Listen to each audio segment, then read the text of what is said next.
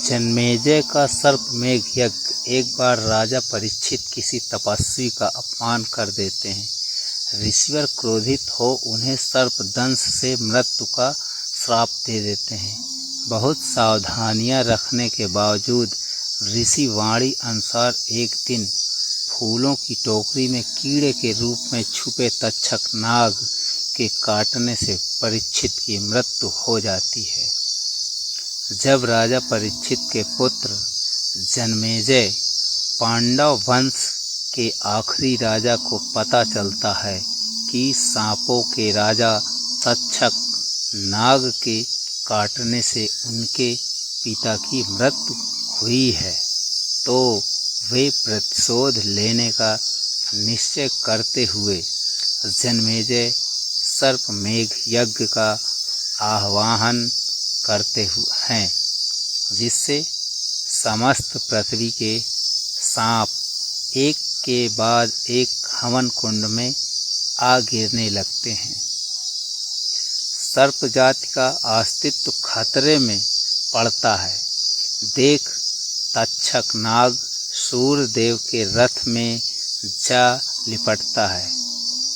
अब अगर तक्षक नाग हवन कुंड में जाता तो उसके साथ सूर्यदेव को भी हवन कुंड में जाना पड़ता और इस दुर्घटना से सृष्टि की गति थम जाती। पिता की मृत्यु का बदला लेने की चाह में जन्मेजय समस्त सर्प जाति का विनाश करने पर तुला था। इसलिए देवगण उन्हें यज्ञ रोकने की सलाह देते हैं, पर वह नहीं मानते। अंत में आस्तिका मुनि के हस्तक्षेप से जन्मेजय अपना महाविनाशक यज्ञ रोक देते हैं।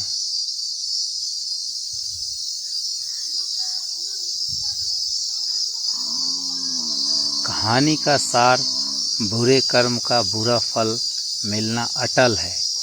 नियति को कोई टाल नहीं सकता, चाहे जैसा भी हो, नियत को कोई टाल नहीं सकता।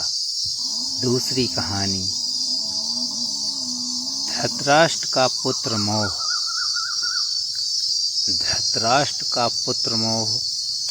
हस्तिनापुर नरेश धृतराष्ट्र जन्म से अंध थे। इस कारण वह ज्येष्ठ पुत्र होते हुए भी राजा बनने योग्य नहीं थे।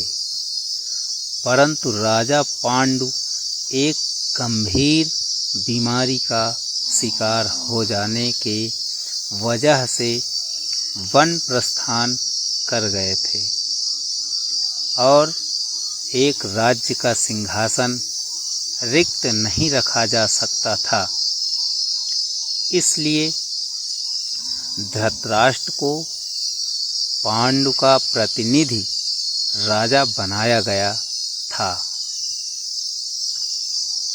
एक बार राज्य सुख का स्वाद चख लेने वाले धृतराष्ट्र चाहते थे कि उनके बाद हस्तिनापुर का राजा उनका पुत्र दुर्योधन बने।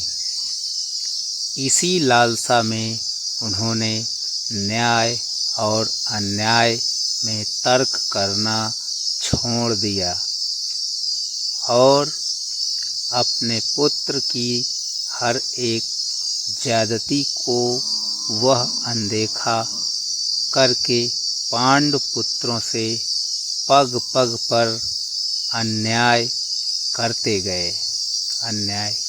गए।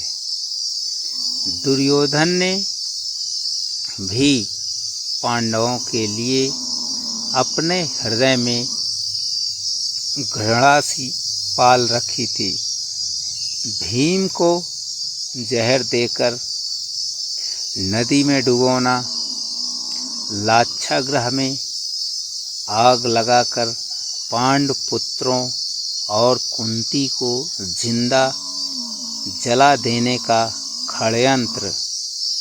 द्रौपदी चीरहरण धूत क्रीड़ा में कपट करके पांडवों को वनवास भेजना और ना जाने ऐसे कई षड्यंत्र से उसने पांडवों का अनिष्ट करने की चेष्टा की थी। अंत में जब उनके पाप का घड़ा भर गया तब धर्म युद्ध हुआ और उस महायुद्ध में लालची धृतराष्ट्र के 100 पुत्र मृत्यु को प्राप्त हुए। अपनी लालसा की वेदी पर अपने समस्त पुत्रों की बलि चढ़ा देने वाले धृतराष्ट्र ने युद्ध समाप्ति के बाद भी भीमसेन को अपनी भुजाओं में जकड़ कर मार डालने का प्रयास किया था, लेकिन अंत में शर्मिंदा हो और हार स्वीकार कर धृतराष्ट्र पत्नी सहित वन को चले जाते हैं।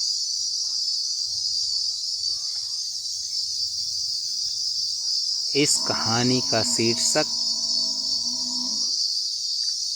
सार लालच बुरी बला है। इसे करने वाले का अंत भी धृतराष्ट्र के जैसा होता है, परास्त और अपमानित होता है।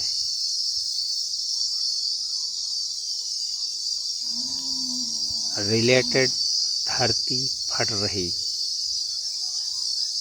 एक जातक कहानी।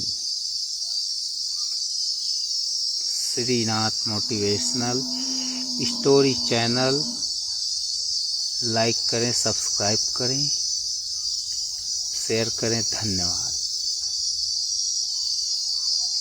श्रीनाथ विशेष मोटिवेशनल स्टोरी चैनल लाइक करें, सब्सक्राइब करें और शेयर करें। धन्यवाद। धन्यवाद।